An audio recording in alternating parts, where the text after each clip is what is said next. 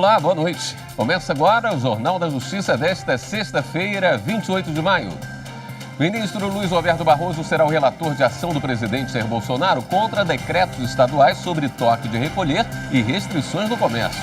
Para o presidente, as normas dos estados do Paraná, Pernambuco e Rio Grande do Norte são inconstitucionais. Esse é um dos destaques desta edição. Você confere também. O ministro Luiz Fux participa de live sobre o papel do STF na democracia brasileira. Terminam hoje as inscrições para participar de audiência pública sobre o sistema penitenciário brasileiro no Supremo.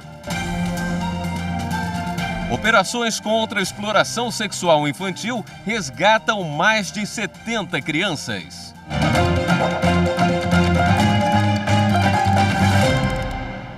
O ministro Luiz Roberto Barroso foi sorteado como relator de ação do presidente Jair Bolsonaro, que questiona decretos estaduais sobre toque de recolher e restrições no comércio.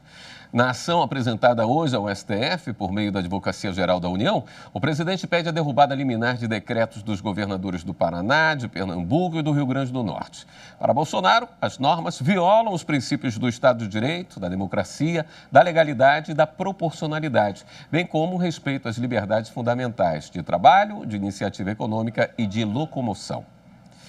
Na manhã desta sexta-feira, o presidente do Supremo Tribunal Federal, o ministro Luiz Fux, falou sobre o papel do STF na democracia brasileira em uma live promovida pelos jornais O Globo e Valor Econômico.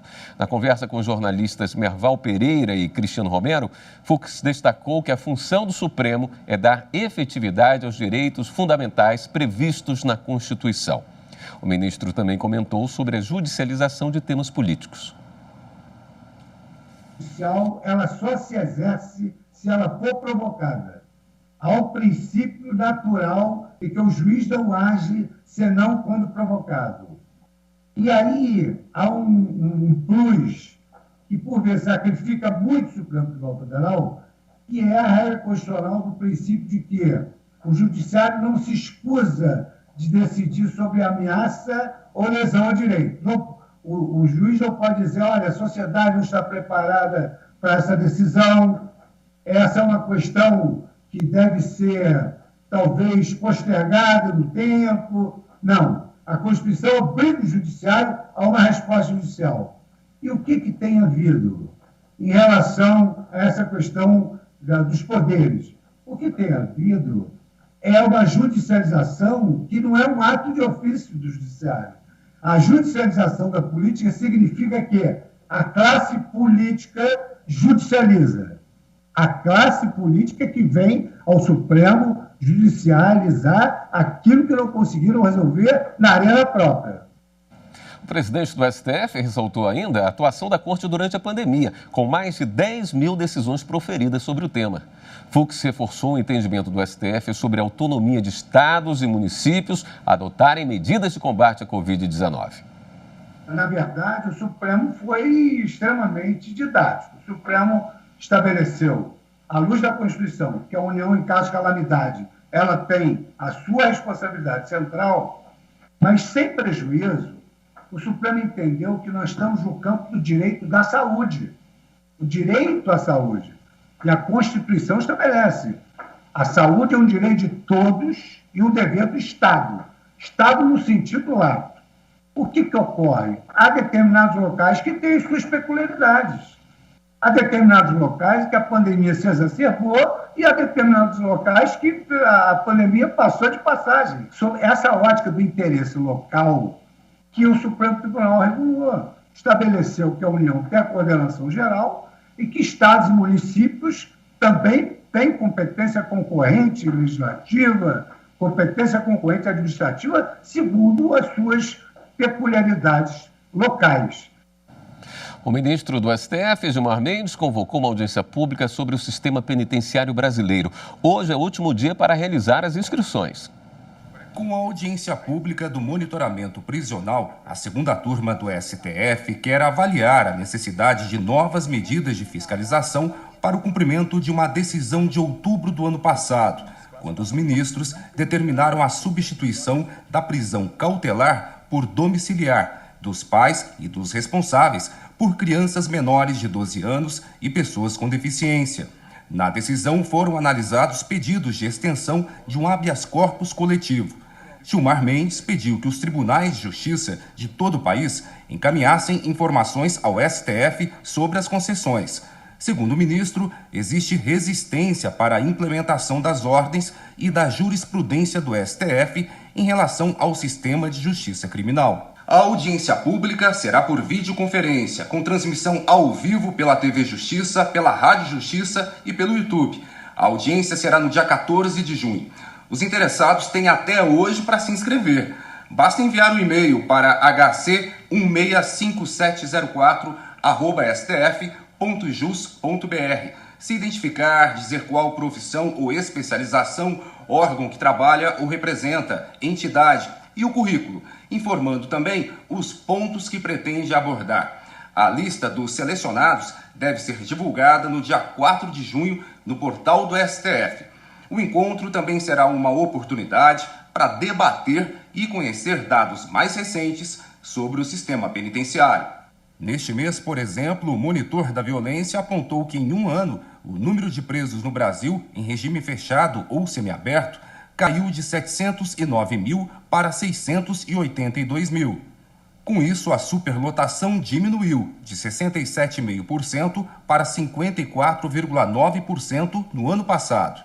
A análise é resultado de uma parceria entre o Fórum Brasileiro de Segurança Pública, o Núcleo de Estudos da Violência da Universidade de São Paulo e o site G1. Entre os motivos que contribuíram para esse cenário está o trabalho conjunto do Conselho Nacional de Justiça, desde 2019, com diferentes instituições, como o Departamento Penitenciário Nacional e o PNUD, Programa das Nações Unidas para o Desenvolvimento. Da parceria veio o programa Fazendo Justiça. O programa tem buscado colaborar com o desenvolvimento de diretrizes, novas metodologias e a implementação de ações em todo o país que olhem para diferentes etapas do ciclo penal. Então, por exemplo, o programa tem ações voltadas a um olhar para a porta de entrada do sistema prisional, fortalecendo uma responsabilização inteligente e reduzindo a superlotação desse sistema, como é o caso, por exemplo, da implantação de núcleos de justiça restaurativa em diferentes tribunais do país e do fortalecimento das audiências de custódia. O programa olha ainda para a gestão do sistema prisional, tem colaborado para a implantação de sistemas e outras tecnologias voltadas ao aprimoramento dos dados e da gestão do sistema, e aqui um exemplo é a implantação do CEU em todo o país. E por fim, o programa Fazendo Justiça também busca desenvolver ações voltadas à inclusão socioeconômica dos egressos e de suas famílias. E como você viu, um dos projetos do CNJ que tem o apoio do Programa das Nações Unidas para o Desenvolvimento é o Sistema Eletrônico de Execução Unificado, o CEU. Essa iniciativa inovadora completou 5 anos nesta semana. E pela primeira vez, 70% dos processos de execução penal estão numa mesma plataforma nacional do Judiciário. 33 tribunais de justiça do país estão numa plataforma eletrônica única, nacional. Nela há uma série de dados compartilhados, como o número, gênero e idade dos presos, os regimes de prisão, os mais comuns, e as penas alternativas. Quer ver alguns exemplos? Hoje, no país, há quase 747 mil penas privativas de liberdade e 1.200.000 execuções penais em tramitação na Justiça. O regime de prisão mais comum é o aberto, 38%. Depois vem o fechado, 33%. E, por último, o semiaberto, 28%. Esses dados também ficam disponíveis para qualquer cidadão. O Sistema Eletrônico de Execução Unificado, conhecido como CEU, ajuda as varas de execução penal a acompanhar com rapidez e eficiência a situação de cada preso. Quer um exemplo prático? A ferramenta dá um alerta ao juiz sobre o preso que pode progredir do regime fechado para o aberto, por exemplo. Isso evita que o presidiário fique na cadeia além do tempo necessário e alivia a superlotação do sistema carcerário. 70% dos processos já aderiram à plataforma. É a resposta tecnológica que, para o dia a dia do processamento, para os agentes de administração da justiça, o Poder Judiciário e toda a sociedade brasileira, o CEU é uma resposta a esta situação que ainda nos aflige bastante de estado de coisa inconstitucional. E veja a seguir, operações contra a exploração sexual infantil resgatam mais de 70 crianças. Voltamos já.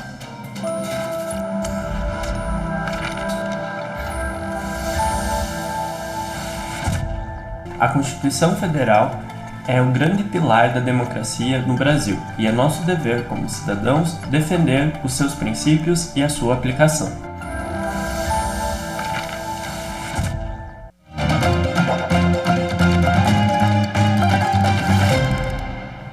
Mais de 70 crianças e adolescentes foram resgatados em operações de combate à exploração sexual em todo o país. 122 suspeitos foram presos. As ações das polícias rodoviária e militar, coordenadas pelo Ministério da Justiça, vinham sendo realizadas desde o último dia 14 de maio. Foram mais de 2.600 lugares fiscalizados durante essas 2 semanas de operação. Os policiais buscaram pontos de exploração sexual e de vulnerabilidade de crianças e adolescentes. Eles estiveram em hotéis, bares, casas de shows, boates e em pontos de apoio de caminhoneiros espalhados pelas rodovias federais e estaduais de todo o país. O trabalho dos policiais contou com o apoio do projeto Mapear do Ministério da Justiça, que repassa informações de locais a serem investigados.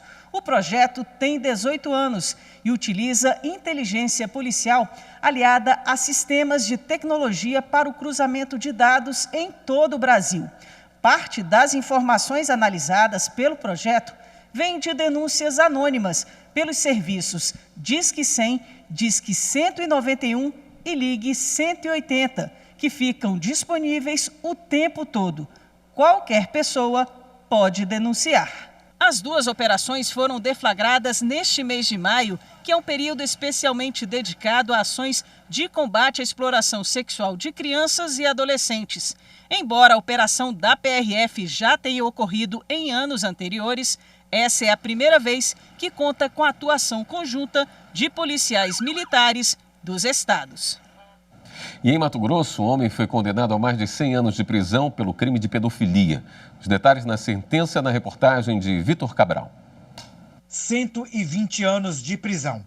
Essa foi a condenação dada pela Justiça de Mato Grosso a um homem que estuprou 4 crianças com menos de 14 anos de idade. Os crimes ocorreram na área rural de Sorriso, a 400 quilômetros de Cuiabá. Na fixação da pena se levou em conta, então, o número de vítimas e a quantidade de crimes que elas sofreram no decorrer do tempo. Essa sentença, ela serviu para afirmar, mais uma vez, a importância desse método, dessa técnica do depoimento especial no descobrimento da verdade em tais tipos de crimes sexuais. O pedófilo abusava sexualmente e ameaçava as vítimas. Uma delas, atualmente com 16 anos, relata que os abusos começaram quando ela tinha apenas 4 anos de idade. Essas vítimas passaram por acompanhamento psicológico e na modalidade de depoimento especial, dentro de um discurso de uma narrativa contínua e legítima, confirmaram os abusos que sofreram e todo o tempo que sofreram esses abusos. E essa prova, ela foi fundamental, predominante para a condenação do acusado. Atentos a esses tipos de crimes para combatê-los e ajudar as vítimas, o Judiciário de Mato Grosso e a Secretaria Estadual de Educação lançaram a campanha Não é Brincadeira, é Crime. No estado, só em 2020, foram registrados 1.847 boletins de ocorrência relacionados ao abuso e violência sexual contra menores de 18 anos. O maior registro é o de estupro de vulnerável, até 14 anos, seguido de estupro e assédio sexual, números que preocupam as autoridades. O Tribunal Regional Federal da Primeira Região decidiu que a atribuição de pontuação maior a alunos de universidade pública, em detrimento dos alunos de universidade particular, prevista em edital de seleção para pós-graduação, viola princípios constitucionais. A decisão da primeira turma do TRF1 foi proferida no julgamento de recurso movido pela Universidade Federal de Uberlândia contra a sentença da Justiça Federal Mineira, que determinou a retirada do edital de pós-graduação de qualquer critério de avaliação de candidatos que faça distinção entre alunos provenientes de instituições públicas e privadas. A relatora, desembargadora federal Daniele Maranhão, ressaltou que o critério estabelecido pela UFO parece partir da falsa premissa de que não haveria alunos carentes estudando em instituições de ensino privadas, o que pode criar uma confusão entre o critério com base no percurso acadêmico e a adoção de política afirmativa com o objetivo de efetivamente beneficiar alunos carentes. Segundo a desembargadora, a aplicação da regra prevista no edital ofende os princípios da igualdade, da razoabilidade e da impessoalidade, facilitando, sem justificativa válida, o acesso dos alunos de universidades públicas aos cursos de pós-graduação. O voto que confirmou a sentença, obrigando a Universidade Federal de Uberlândia a promover os ajustes no edital, foi seguido à unanimidade pela 6ª turma do TRF-1. A primeira sessão do Superior Tribunal de Justiça definiu o início do prazo decadencial para a constituição de imposto sobre doação não declarada. Confira na reportagem. Por unanimidade, o colegiado entendeu que devem ser computadas na base de cálculo para a fixação dos honorários advocatícios as parcelas do benefício previdenciário pagas administrativamente no curso da ação, além dos valores decorrentes da condenação judicial. No julgamento de 4 recursos especiais repetitivos, a sessão definiu a tese de tema 1050. Ela estabelece que o eventual pagamento de benefício previdenciário na via administrativa, seja ele total ou parcial, após a citação válida, não tem o condão de alterar a base de cálculo para os honorários advocatícios fixados na ação de conhecimento, que será composta pela totalidade dos valores devidos. Segundo o relator dos repetitivos, o desembargador convocado, Manuel Erarte, ao estabelecer os critérios para o arbitramento dos honorários de sucumbência, o Código de Processo Civil incluiu o proveito econômico. Para ele, o conceito de proveito econômico não equivale ao valor executado a ser recebido em requisição de pagamento, mas ao proveito jurídico materializado no valor total do benefício que foi concedido ao segurado por força de decisão judicial conseguida por meio da atividade laboral exercida pelo advogado. O desembargador Manuel Erarte observou que o valor da condenação abarca a totalidade do proveito econômico a ser recebido pela parte beneficiária em decorrência da ação judicial, não se limitando ao montante controvertido ou pendente de pagamento. O magistrado pontuou ainda que o STJ tem entendimento firmado no sentido de que os valores pagos administrativamente devem ser compensados na fase de liquidação do julgado, mas essa compensação não deve interferir na base de cálculo dos honorários sucumbenciais, que deverá ser composto pela totalidade dos valores devidos.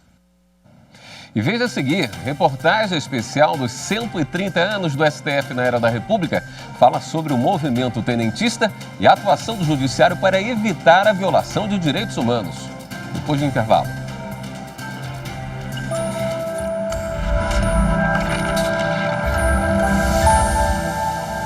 É sempre tempo de reafirmar as garantias constitucionais, os direitos dos cidadãos brasileiros e a oportunidade de dizer que as instituições brasileiras continuam sólidas e respeitadas e para que os próximos 32 anos possamos alcançar um nível de maturidade política e social a fazer com que a Carta Política seja conhecida e reconhecida por todo cidadão brasileiro.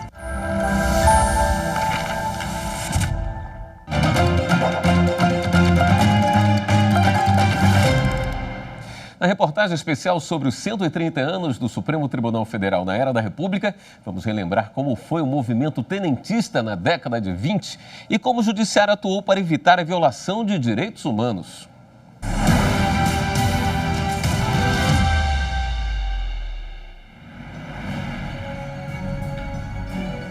Em 1922, o Brasil recém-saído da monarquia com uma república ainda jovem e muita gente insatisfeita com o presidente do Brasil, Arthur Bernardes. Uma política de privilégios para os grandes produtores de café. A revolta começou dentro dos quartéis, um movimento conhecido tenentista. Os jovens tenentes de todo o país foram às ruas reivindicar melhores remunerações, melhores condições de trabalho e de vida. Os tenentes queriam mudanças estruturais na política e direitos como voto secreto, fim do controle político por uma minoria, modernização do país que ainda era muito agrário e acesso à educação. Esse movimento de 1920 serve como amálgama a pessoas que foram moldados nesse regime, ou seja, que tinham a expectativa de direitos e que conseguiram ver esses direitos aos poucos ou serem deturpados na visão deles ou não sendo implementados. Na época, estava vigente a primeira Constituição do Brasil República, de 1891. A Carta dava prioridade às finanças públicas e fortalecia os estados que receberam autonomia para controlar os próprios recursos. Com a insatisfação da política de Arthur Bernardes, vários movimentos semelhantes ao tenentistas surgiram em outros estados, como liderado por Carlos Prestes. O grupo dele se juntou a outro, formado em São Paulo, e ficou conhecido como Coluna Prestes. Apesar de percorrer mais de 25 mil quilômetros tentando incentivar a população a aderir à revolta, a Coluna Prestes, assim como outros grupos, se desfez anos depois e os principais líderes se refugiaram na Bolívia. No início do levante, do motim, eram 300 militares que estavam organizados para fazerem esse motim, para fazer essa manifestação, para fazer esse movimento para as ruas de tomada do poder, E quando eles se organizam para sair do Forte de Copacabana, no Rio de Janeiro, dos 300, alguns foram ficando pelo caminho, foram desistindo, até mesmo porque o presidente, o Arthur Bernardes, ele já tinha dado uma proposta de redição a eles. O Estado já tinha falado que já tinha negociado com eles de que se eles se rendessem, não teria um desfecho trágico. Muitos aderiram a essa proposta do Estado de não continuar o levante, mas 17 saíram para a rua e com um fuzil em punho e rumo ao Palácio do Catete, que nós estamos falando do Rio de Janeiro, capital da República na época, com o propósito de levar o movimento até o fim. E aí eles foram cercados pela guarda do Exército do Estado e eles foram mortos. Alguns foram presos e ficaram anos esperando por julgamento na Justiça Militar. Foi quando o Supremo Tribunal Federal foi acionado para impedir violações e determinar quando e quem deveria julgar, a Justiça Militar ou a comum. Um dos argumentos que foi discutido no STF foi até que ponto uma pessoa poderia ficar presa ou detida sem ter sido detida em flagrante delito, sem informação de culpa, sem sentença condenatória transitada em julgado. A discussão era essa. Nos processos da Justiça Militar, eles tinham ficado meses presos sem informação de culpa, sem flagrante delito ou sem sentença transitada em julgado. Então é por isso que esses habeas corpus acabaram chegando ao Supremo Tribunal Federal. Esse é o primeiro motivo. Um segundo é que o Supremo Tribunal Federal acabou se tornando a corte para onde todos os problemas começaram a desaguar. Ele, de fato, por mais que as pessoas dissessem que o Supremo Tribunal Federal não poderia se intrometer em questões políticas, o fato é que todos viam ele como um guarda-chuva, um salvaguarda. Segundo estudiosos, o movimento tenentista não conseguiu persistir devido a vários fatores, entre eles não ter um conjunto de ideias organizadas que sustentassem um programa político revolucionário. Mas a existência dele serviu para abrir os olhos da sociedade de que poderia ter mais direitos e também para o amadurecimento do judiciário brasileiro. Estudar o STF ou a Justiça Federal nesse período da Primeira República é como se fosse uma projeção de análise do período atual. Porque é o único período em que o STF, de fato, constitucional e institucionalmente, tinha a capacidade institucional de conhecer questões políticas. Hoje é um judiciário maduro, hoje é um judiciário que tem outra visibilidade, hoje as pessoas acompanham mais de perto, e quando as pessoas acompanham mais de perto, isso também provoca o judiciário ter um posicionamento mais consciente.